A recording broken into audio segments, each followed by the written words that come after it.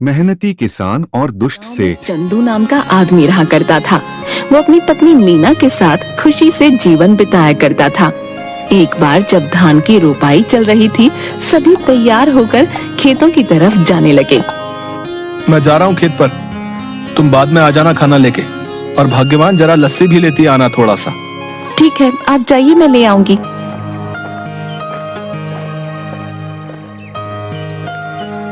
चंदू खेत में पहुंचता है। थोड़ी देर काम करता है, तभी खेतों की मेड़ों पर दो आदमी चल रहे होते हैं। उनमें से एक आदमी छाता लेकर चल रहा होता है। जमींदार करोड़ीमल और उनका मुंशी बाबूलाल। साहब, यह है चंदू। सुना है इसकी फसल बहुत अच्छी निकलती है। इस बार 8 बोरी चावल के लिए इसे बोल देते हैं। करीब है, 2 पैसा कमा लेगा तो दुआ ही देगा। ठीक है बाबूलाल, जाके इसे बता दो। जी मालिक। अरे ओ चंदू, सुन तो। क्या बात है बाबूलाल भाई? जमींदार साहब तुझसे मिलना चाहते हैं। मुझसे मिलना चाहते हैं? क्यों? अरे वो तेरी फसल खरीदना चाहते हैं। जा जल्दी जा। जी जमींदार साहब। आओ चंदू आओ। सुना है तुम्हारी फसल बहुत अच्छी होती है। क्या इस बार की फसल तुम हमें बेचना चाहोगे? बाजार के दाम से अच्छा दाम दे दूंगा। ये तो हमारे लिए खुशी की बात है साहब। तो फिर ठीक है, जिस दिन फसल ठीक से तैयार हो जाएगी हमें बता देना। हम आदमियों को भिजवा देंगे। तुम्हारी फसल काटने में वो सब तुम्हारी मदद करेंगे और तुम्हारे घर पर पैसे भिजवा देंगे। उसके बाद जमींदार चला जाता है। चंदू फिर से खेत में वापस आकर काम करने लगता है। थोड़ी देर बाद मीना वहाँ आ जाती है। सुनिए जी, आ जाइए, आपके लिए खाना लेकर आई हूँ, और हाँ, साथ में लस्सी भी लाई हूँ। आता हूँ। इसके बाद चंदू मीना के पास पहुँच जाता है। लाओ लाओ, बड़ी भूख लगी है। लीजिए। मीना, जमींदार जी आए थे। जानती हो उन्होंने क्या कहा? क्या कहा? उन्होंने कहा कि वो हमारी इस बार की फसल खरीदना चाहते हैं और बाजार से अच्छे दाम भी देंगे। ये तो बड़ी खुशी की बात है। ये सब माता रानी की कृपा से हुआ है। मैं कहती थी ना, एक दिन सब ठीक हो जाएगा। माता रानी करे ऐसा ही हो। जाते हैं। इसके बाद चंदू सो जाता है। चंदू शाम को उठा और घर के आंगन में लगी क्यारी से सब्जियां निकाली। मैं ये सब्जी बेच के आता हूँ, ठीक है? सुनिए, आप समय से आ जाइएगा, रात होने से पहले। ठीक है। उसके बाद मंडी में सब्जियां बेचकर वापस आते वक्त एक मछली के ठेले के पास। मछली कैसे दे रहे हो भाई? भाई चंदू सुनो, तुम ये दोनों ले जाओ 100 रुपए में। मुझे जरा जल्दी घर जाना है। ये लो भाई 100 रुपए। आज मीना को कहूंगा मछली के गर्मा गर्म पकौड़े खिला दे। अरे ओ मीना, कहाँ हो? ये लो मछली।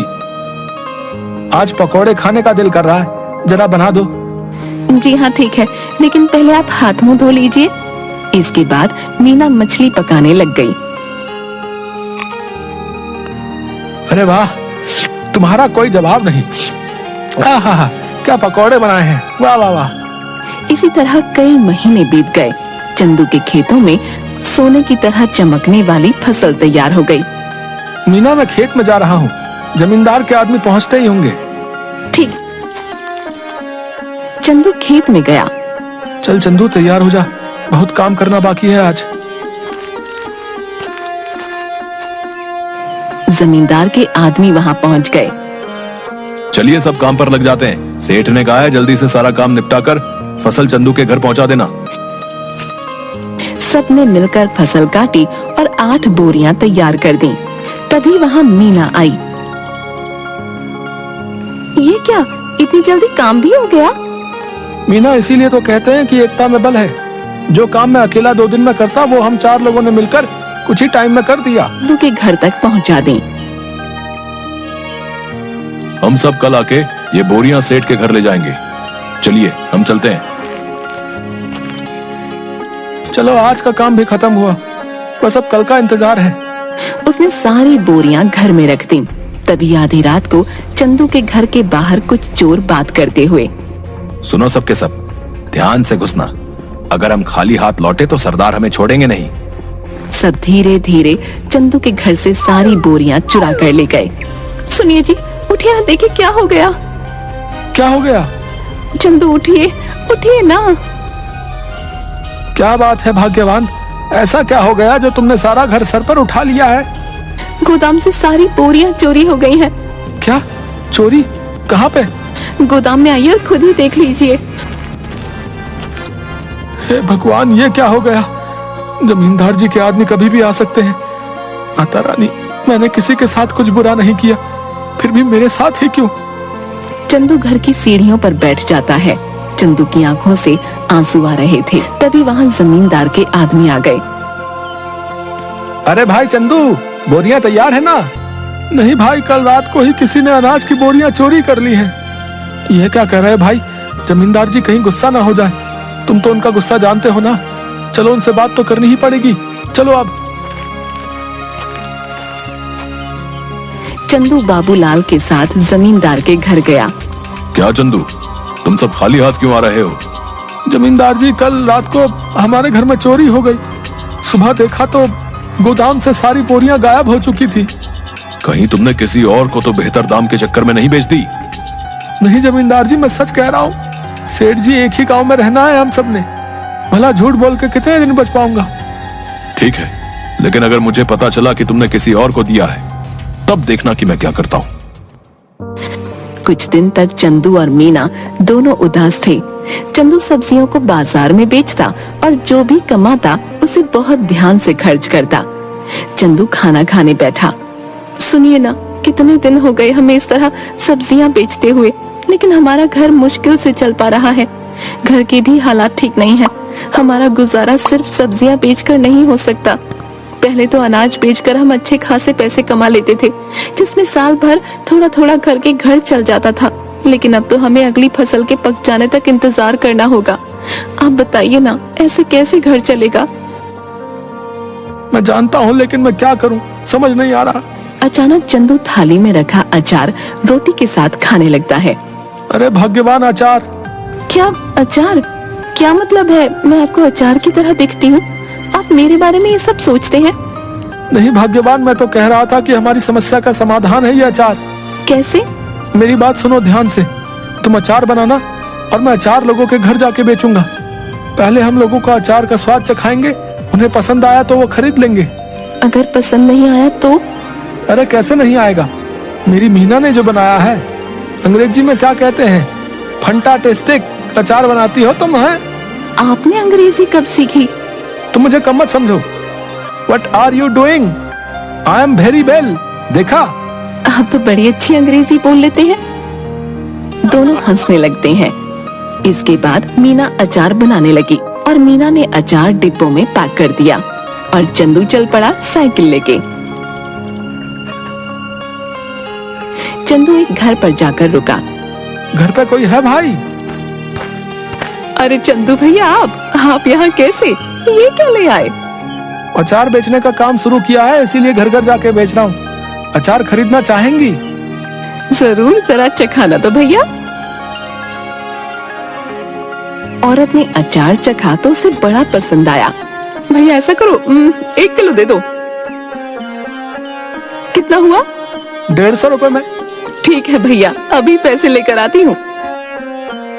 चलता हूँ बहन। ऐसे करते करते चंदू दूसरे घर गया। रमेश भैया घर पे हो? अरे चंदू, तू कैसा है भाई? और कैसा चल रहा है सब? उस चोरी के बारे में सुनकर बहुत बुरा लगा यार जान के। जाने दो भाई, क्या कर सकते हैं। अच्छा ये बताओ, अचार खरीदते हो बाहर से? हाँ क्यों? मैंने अचार बनाना शुरू किया है। क्या बात है, जरा चखाओ तो। चंदू ने उसे थोड़ा सा चखने को दिया। अरे वाह, किसने बनाया? मीना ने। बताओ भाई, खरीदोगे? हाँ भाई, क्यों नहीं, बताओ कितने में बेच रहे हो? 150 रुपए किलो। ठीक है भाई, 2 किलो दे दो। चंदू ने पैक करके दे दिया। धीरे धीरे उसका सारा अचार बिक गया। चंदू घर पहुंचा। मीना, आप आ गए? कैसा गया आज का दिन? किसी ने खरीदा कुछ अचार? कुछ तो नहीं खरीदा किसी ने। मैंने कहा था ना, मेरा अचार इतना भी खास नहीं है। आपका विचार ही गलत था इसे बेचने का। पूरी बात तो सुन लो। लोगों ने कुछ नहीं, सब कुछ खरीद लिया। देखो जाकर टोकरी में। मीना टोकरी के पास गई। उसने देखा कि टोकरी तो खाली है, यानी कि सारा का सारा अचार बिक गया। मीना बहुत खुश हुई। अब बस तुम ऐसे ही बनाते रहो और मैं घर घर जाकर बेचता रहूंगा। मैं कहती हूँ ना, आप ऐसा करिए, पास के गांव में भी बेचना शुरू करिए। क्या पता वहाँ के लोगों को थोड़ा बहुत पसंद आ जाए। अब हम जितनी जगह जाकर बेचेंगे उतना ही तो हमारा फायदा होगा ना। कल से आप थोड़ा और अधिक अचार लेकर जाना और दूर दूर के गांव तक भी जाना। ठीक कहा तुमने, मैं ऐसा ही करूँगा। कल से तुम ज्यादा से ज्यादा अचार बनाना शुरू करना। इसके बाद मीना अचार बनाना शुरू कर देती है और कुछ दिनों तक चंदू बाजार में सब्जियां बेचता है। कुछ दिनों में अचार तैयार हो जाता है और चंदू भी बेचना शुरू कर देता है। इस बार चंदू दूर के गांव में जाता है और अचार बेचना शुरू कर देता है। अब धीरे धीरे करके मीना का बनाया हुआ अचार सभी जगह लोकप्रिय हो जाता है। इसके बाद चंदू एक दुकान भी खोल लेता है। अब जो भी ग्राहक आता उसकी दुकान पर ही जाता। एक दिन वहाँ से गुजरते हुए जमींदार जी की नजर चंदू की दुकान पर पड़ी। क्या बात है चंदू, तुम्हारी तो दुकान चल पड़ी। जरा अचार तो चखाना। सुना है तुम्हारी दुकान का अचार सभी को बहुत पसंद आ रहा है। ये तो सबका प्यार है जमींदार साहब। ये लीजिए, आप इसे चख लीजिए।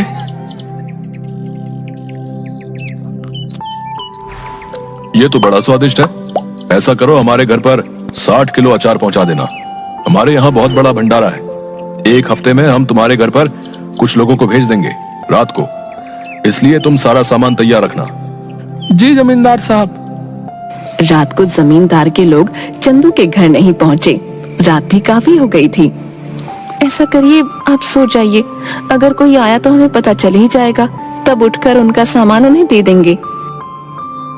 तुम ठीक कहती हो, सो जाना चाहिए। क्या पता वो आज ना आए। चलो सो जाते हैं। अगले दिन जब चंदू और मीना उठे तो घर में फिर से चोरी हो चुकी थी। इस बार चोरी अचार की हुई थी। सुनिए, घर में फिर से चोरी हो गई है। किसी ने इस बार हमारा रखा हुआ अचार चुरा लिया। चंदू उठा और जाकर अचार जहाँ रखा था वहाँ देखने लगा। मैं जमींदार साहब को बता कर आता हूँ। उन्हें कहीं और से पता चलेगा तो कहीं वो गुस्सा ना हो जाए।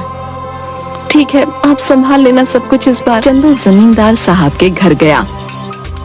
जमींदार साहब, इस बार फिर से आपके लिए जो हमने अचार तैयार किया था वो चोरी हो गया। ये हमेशा मेरे साथ ही क्यों हो रहा है? मैं तुमसे कुछ भी मंगाता हूँ और वो तुम्हारे घर में चोरी हो जाता है। मुझे लगता है तुम मुझे अपना सामान बेचना ही नहीं चाहते। ठीक है, मैं भी नहीं खरीदूंगा आज के बाद तुम्हारा कोई सामान। जाओ। ऐसी बात नहीं है जमींदार साहब, अब खुद ही सोचिए, मैं आपसे दुश्मनी क्यों मोल लूंगा। आप चिंता मत करिए, मैं आपके लिए दोबारा से 60 किलो का अचार तैयार करता हूँ। ठीक है, अगर इस बार कुछ हुआ तब देख लेना। चंदू अपने घर गया और सोचने लगा कि अब इस चोर को कैसे रोके। इस बार चंदू ने बहुत सारे मटकों को एक जगह पर रखा और चला गया। अचानक आधी रात को आवाज आई। सारे के सारे चोर दर्द से चिल्ला रहे थे। अब जैसे ही चंदू उस कमरे में गया जहाँ पर अचार रखा हुआ था, तो वहाँ देखा सारे के सारे चोर जमीन में लेटकर चिल्ला रहे थे और अपनी आंखें मल रहे थे। ये क्या कर दिया? कोई बचाओ हमें। पानी दो हमें कोई। अरे हमारी आंखें जल रही हैं। अब आया ना मजा? मेरे घर में जैसे तुम्हें आदत ही पड़ गई है चोरी करने की। क्या मजा आता है तुम्हें ये करके? है इतना दिमाग चोरी में लगाते हो, कुछ और कर लेते ना। अभी तो चैन से अपनी जिंदगी बिता रहे होते, पर नहीं, तुम्हें तो चोरी ही करनी है। लो करो अब चलो बताओ, क्यों कर रहे थे चोरी? ये सब हम अपनी मर्जी से नहीं कर रहे थे। हमें सब करने के लिए बाबूलाल ने कहा था। क्या बाबूलाल? भला उसे क्या जरूरत पड़ गई? ये तो मुझे नहीं पता। आप हमें माफ कर दीजिए। अब पुलिस को मत बुलाना बस। ठीक है, नहीं बुलाऊंगा, पर मेरी एक शर्त है। अगर गांव में तुमने दोबारा कभी चोरी की तो मैं बाबूलाल की मदद लेकर तुम्हें पुलिस के हवाले कर दूंगा। ऐसी नौबत नहीं आएगी चंदू भाई, हमें माफ कर दो।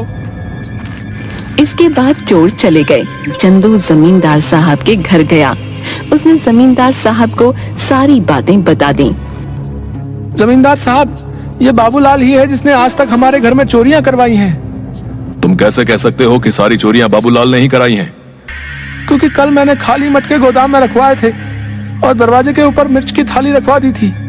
जैसे ही उन्होंने दरवाजा खोला, उनके ऊपर लाल मिर्च गिर गई और उन सबकी आंखों में जलन होने लगी और वो चिल्लाकर पानी मांगने लगे। बस मुझे पता चल गया।